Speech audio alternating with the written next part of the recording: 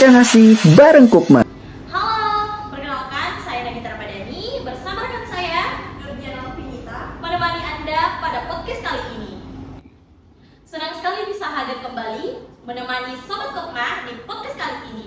Kita akan berbincang seputar beasiswa, mulai dari proses seleksi, pengalaman sebagai penerima beasiswa, hingga tips bagaimana Sobat Kokma yang ingin mencoba mendaftar. Nah, pada podcast kali ini kita akan berbincang bersama narasumber yang merupakan salah satu mahasiswa berhasil meraih The Jarum Beasiswa Plus. Tanpa berlama-lama, kita langsung saja panggilkan narasumber kita kali ini, yaitu Kak Alia. Terima kasih. Halo teman-teman, selamat sore. Sore Kak. Baik, narasumber kita kali ini adalah Kak Alia Fadila Audi yang akrab bersama Kak Alia. Beliau merupakan mahasiswa program studi S1 Hukum Bisnis Universitas Negeri Makassar yang aktif berorganisasi dan memiliki berbagai prestasi baik di bidang akademik maupun non-akademik. Beliau pernah menjabat sebagai editor Kokma Media di Kokma Alma Mater Universitas Negeri Makassar dan staf di tim media di Peninsula Youth Club Universitas Negeri Makassar. Di bidang prestasi, beliau berhasil meraih bronze medal dan poster award pada Mandalika Essay Competition 8 tingkat nasional, serta menjadi top 5 finalis kategori business plan pada Lautara. Baik Kak, sebelum pembukaan, mungkin banyak Sobat Kokma yang masih penasaran dengan beasiswa yang akan terima. Sebelum kita berdiskusi lebih dalam, mungkin bisa dijelaskan terlebih dahulu gambaran umum mengenai beasiswa ini, seperti apa kriteria atau persyaratan bagi mahasiswa yang ingin mendaftar dan apa saja komponen benefit yang diberikan oleh pihak penyelenggara. Oke. Baik, terima kasih atas apresiasi dari teman-teman host hari ini. Jadi perkenalkan kembali, aku Alia Fadila Alwi, salah satu beasiswa Jarum Beasiswa Plus Universitas Negeri Makassar tahun 2025 atau 2026. Nah, sedikit cerita tentang Jarum Beasiswa Plus itu sendiri, ia merupakan program merit based scholarship, yakni beasiswa prestasi yang ditujukan untuk mahasiswa semester 4 di kampus-kampus yang bermitra dengan Jarum, khususnya untuk teman-teman mahasiswa yang aktif organisasi baik internal maupun eksternal kampus. Nah, untuk syaratnya sendiri itu tergolong mudah ya. Yang pertama harus terdata sebagai mahasiswa semester 4 di Jarum, di kampus yang telah bermitra dengan Jarum Foundation. Nah, di Indonesia sendiri itu sudah ada 132 perguruan tinggi baik swasta maupun negeri, dan di Makassar ada kampus Universitas Negeri Makassar dan Universitas Muslim Indonesia sebagai mitra Jarum Foundation. Nah, syaratnya kedua itu adalah IPK minimal 3,00 di semester 3, lalu aktif di organisasi yang dibuktikan dengan sertifikat atau surat aktif organisasi. Nah, yang keempat itu tidak menerima beasiswa dari pihak lain. Nah, benefitnya sendiri sebenarnya ada sangat banyak, tapi aku ringkas saja. Yang pertama ada program soft skill, yakni yang pertama ada karakter building. Nah, di sana kita akan diajarkan nih cara untuk mengolah karakter yang kita bawa agar lebih matang baik secara fisik maupun mental. Nah, lalu ada program kedua leadership development, di mana kita akan diajarkan bagaimana cara untuk memimpin organisasi ataupun memimpin diri kita sendiri. Lalu program selanjutnya ada asset building, di mana kita akan belajar lebih jauh tentang kultur awareness kita sebagai masyarakat di Indonesia. Lalu selain itu di beasiswa Jarum sendiri ada kompetisi antar beasiswa Jarum nih. Di antaranya ada essay contest, ada community empowerment, dan juga international exposure buat teman-teman yang tertarik berprestasi hingga kancah internasional gitu. Nah, poin selanjutnya yang paling ditunggu nih sebagai mahasiswa, yakni pendanaan. Nah, Jarum Beasiswa Plus sendiri itu memberikan pendanaan 1 juta per bulan selama 1 tahun untuk mahasiswa. Nah, beasiswa ini akan diberikan secara bebas pada awardee, mau dijadiin uang saku, uang buku, ataupun buat bayar UKT itu boleh banget. Jadi diberikan secara bebas kepada awardee dan diharapkan bisa digunakan untuk sebaik-baiknya.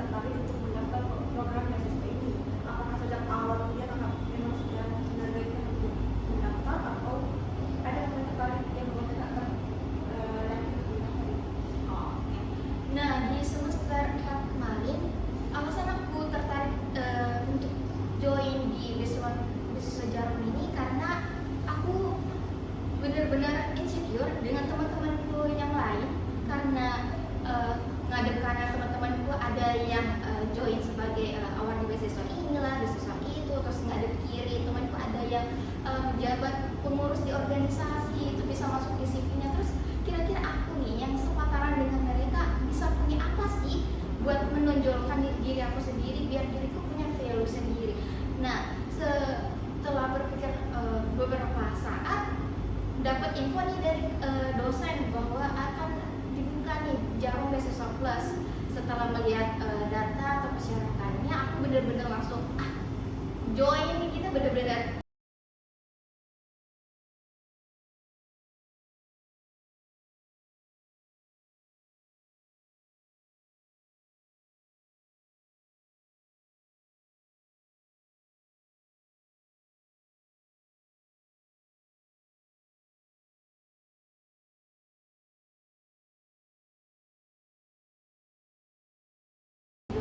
sekarang gitu.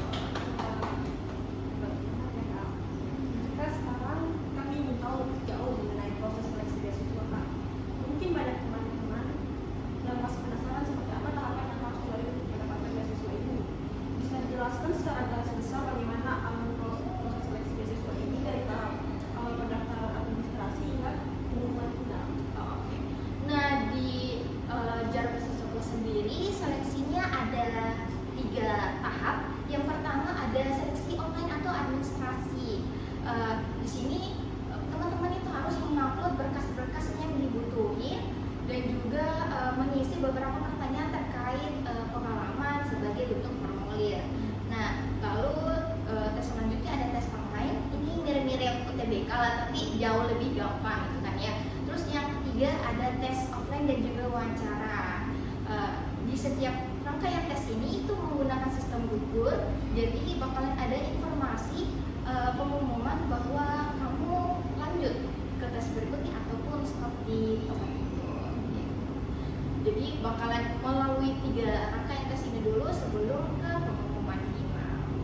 Baik, Kak. Dari 3 banyak tahapan seleksi yang Kakak sebutkan tadi, bagaimana yang Kakak paling Pak dan membutuhkan persiapan paling SK, sekaligus dokumen atau persiapan apa yang menurut Kakak paling penting agar lolos untuk bisa? Oke. Kita mulai dari tantangan yang aku hadapin waktu daftar kemarin ya. Aku rasa tantangan yang paling besar adalah di tes online. Karena apa? Kita sekali duduk itu perlu 3 sampai 5 jam untuk menyelesaikan soal-soal. Sebenarnya soalnya udah susah, cuman jumlahnya itu loh yang Masya Allah banyak sekali.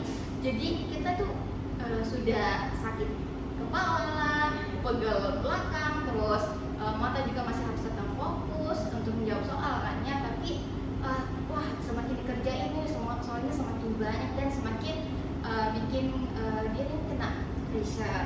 Jadi itu kalau misalnya tidak ada persiapan bakalan KO dan fatal banget sih kalau misalnya nggak dipersiapkan dengan baik.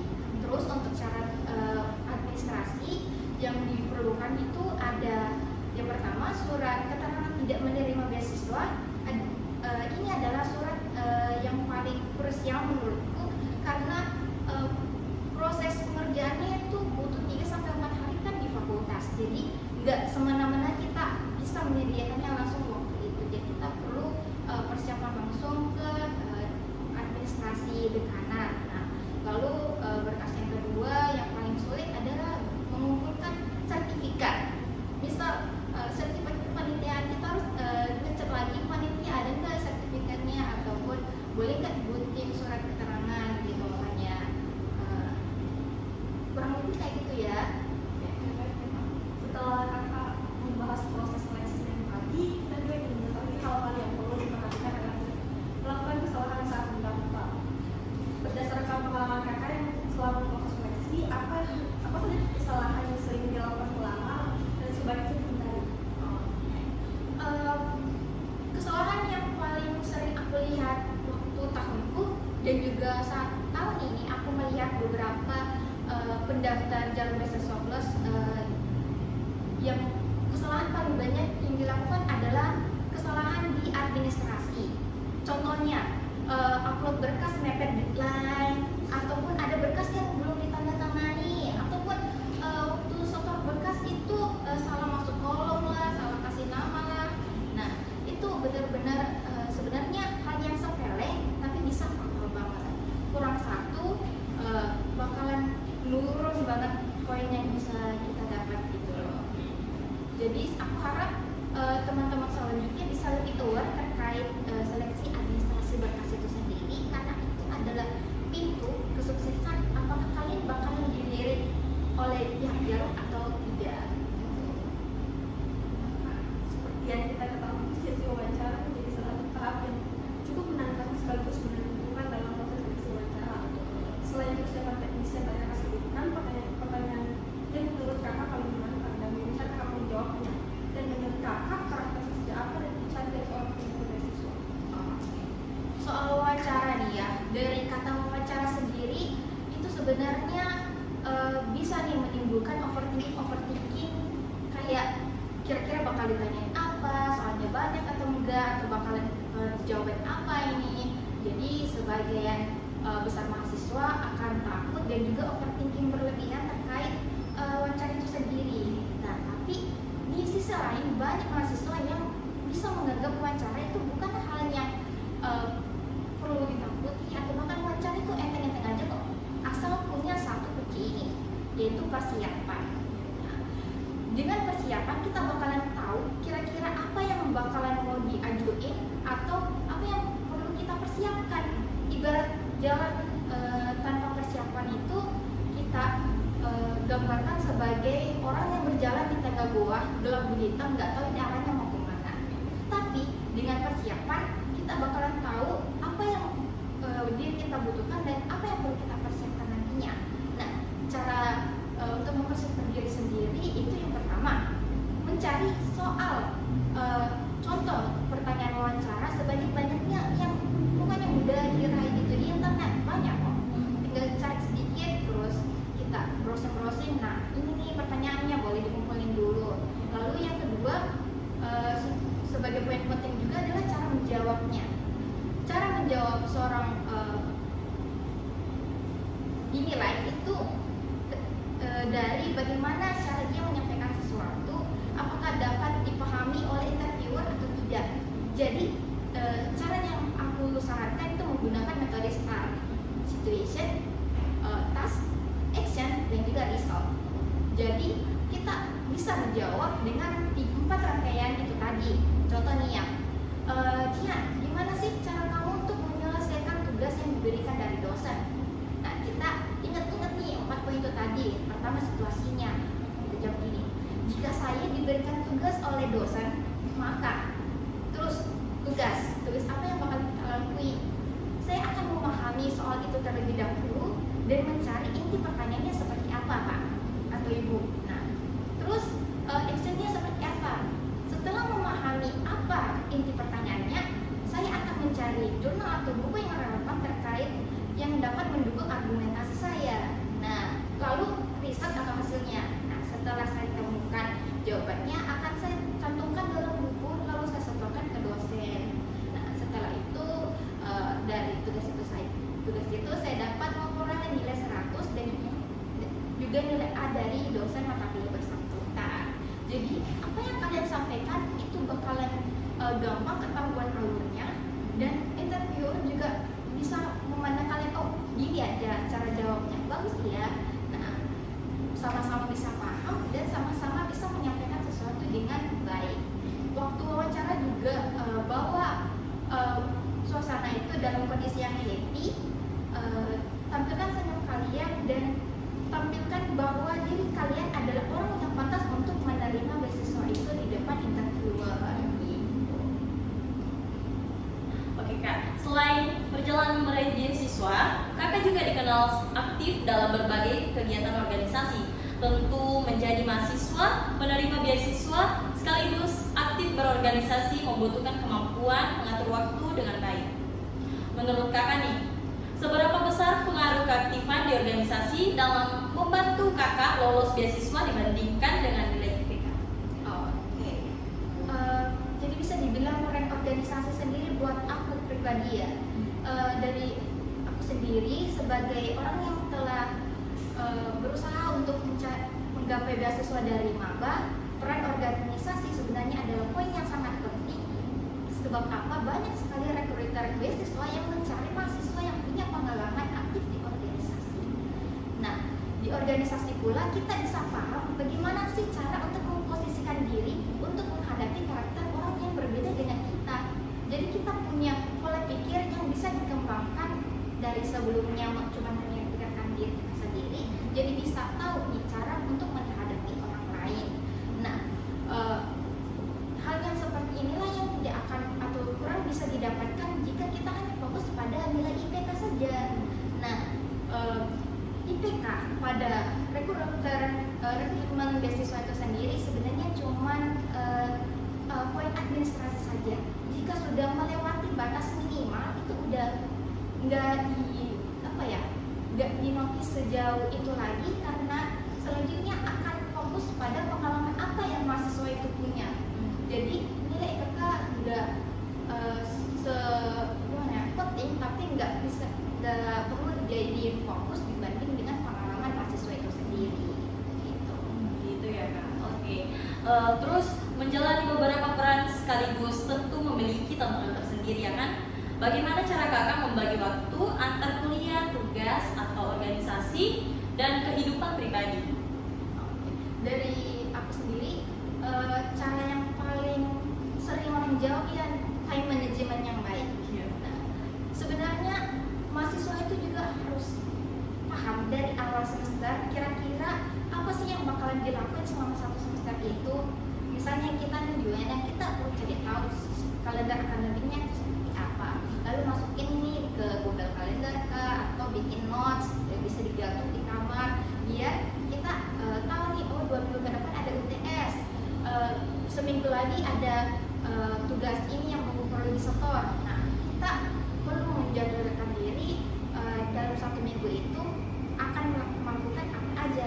Misal Senin sampai Rabu fokus organisasi, Kamis sampai Jumat bisa fokus lomba ataupun kuliah dulu. Jadi kita perlu memposisikan diri dengan jadwal yang sudah ada dan pandai untuk mengatur waktu seefisien mungkin. Nah, dalam perjalanan tersebut terkadang ada jadwal yang mungkin saling berbenturan ya kan? Pernahkah kegiatan organisasi kakak berbenturan dengan kegiatan wajib dari pihak beasiswa, atau bagaimana cara kakak menyikapinya? Sebenarnya betul ya, sempat sewaktu itu aku sebagai sekretaris kepanitiaan CBT-nya Pokma pas-pas juga waktu seleksi wawancara dari Jarum Beasiswa Plus itu sendiri. Jadi waktu itu aku belajar menggunakan manajemen waktu itu sendiri, bagaimana sih cara agar bisa menyeimbangkan kedua ini. Nah, waktu itu aku melihat dulu urgensinya seperti apa. Jika waktu atau tenggat wawancara itu sudah dekat, maka aku fokuskan dulu ke program beasiswa ini terlebih dahulu, dan tugas di organisasi bisa aku serahkan ke teman-teman panitiaan yang setidaknya nggak memberatkan mereka. Jadi pandai-pandai untuk melihat urgensi suatu kegiatan dan menggunakan kemampuan relasi dengan baik sebaik mungkin. Nah, selain mengatur waktu, menjaga kondisi diri juga menjadi hal yang penting. Pernahkah kakak merasa jenuh atau burnout karena padat aktivitasnya? Jika pernah, bagaimana cara kakak mengatasinya? Kalau aku sendiri bukan orang yang benar-benar suka kerja di laptop selama berjam-jam, apalagi sampai burnout kayak gitu, karena aku berusaha untuk menghindari kata burnout sendiri. Karena sebenarnya burnout sendiri kan penyakit mahasiswa ya, sedikit-sedikit dikasih tugas yang banyak dari dosen langsung burnout lah, langsung bakaran deh besok gitu. Sebenarnya yang kayak begini tuh bisa jadi masalah, kayak kapan sih harus ngerjain tugas, kira-kira biar apa yang kita kerjakan jalan, tapi kita mentalnya juga sehat gitu kan ya. Cara buat nggak burnout itu menyiapkan fokus dengan diselingi dengan istirahat. Teknik yang paling sering aku gunakan itu teknik Pomodoro. Itu ada banyak sekali jenisnya. Yang aku gunakan itu 20 menit kerja dan 10 menit istirahat. Jadi setelah aku fokus 20 menit untuk mengerjakan apa yang perlu aku selesaikan waktu itu, 10 menitnya akan aku gunakan untuk istirahat. Istirahatnya juga nggak yang lama-lama banget, cuman mungkin sekedar ambil air lah, main sama kucing lah, ponakannya buat nangis dulu lah, pokoknya ambil kegiatan yang simpel-simpel aja dulu selama 10 menit. Nah terus kalau udah habis 10 menit lanjut kerja lagi. Jadi kerja kita jalan, mental kita terjaga dan istirahatnya juga dapat gitu loh.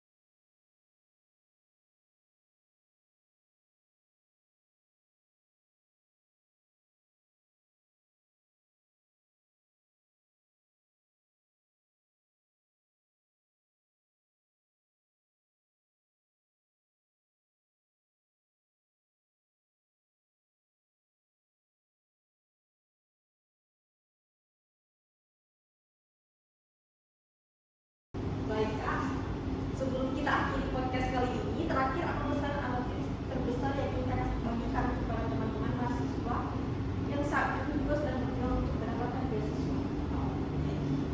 Tips dari aku sebagai mahasiswa, cari informasi sebanyak-banyaknya yang bisa kalian temukan. Jadikan diri kalian sebagai gelas kosong yang siap menerima berbagai macam jenis air. Lalu gunakan kesempatan dari award di beasiswa itu sebagai jalur informasi buat kalian sebanyak-banyaknya yang bisa kalian minta untuk mempersiapkan apa saja yang perlu kalian kumpulkan agar dapat ikut atau menjadi award di beasiswa yang kalian tuju itu. Lalu saran dari aku juga cari kesempatan sebanyak-banyaknya, karena kesempatan kita itu terbuka untuk siapapun, baik untuk kamu maupun kita semua. Nah, Baik Sobat Kopma, tidak terasa kita sudah sampai di penghujung podcast kali ini. Terima kasih banyak untuk Kak Alia yang sudah meluangkan waktu dan berbagi pengalaman, cerita, serta tips yang sangat bermanfaat seputar beasiswa. Terima kasih juga kepada semua pendengar yang sudah menyaksikan podcast kali ini. Sampai jumpa di podcast berikutnya. Kolaboratif kreatif berkarya bersama. Cuma